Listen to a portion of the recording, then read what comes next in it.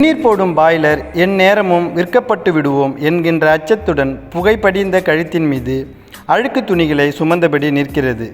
தானியங்களற்ற நெற்குதிரின் பக்கவாட்டுச் சுவரில் செங்குத்தாக இறங்கி தரையில் சிதறி கிடக்கும் 1-2 நெல்மணிகளை கொத்தி கொண்டு இருக்கின்றன உடல் சிறுத்த எலிகள்.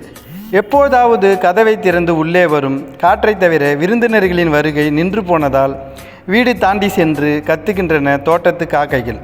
அந்தி கரித்த பின் இரவுக்கும் அடுத்த நாளுக்குமான சமையலுக்காய் 3 தெரு தள்ளி யார் வீட்டு மரத்தில் இருந்தோ முருங்கைக்கீரையை ஒடித்து நுணுக்கி வேட்டியில் மறைத்தபடி வருகிறார்கள் வீட்டின் ஆண்கள்.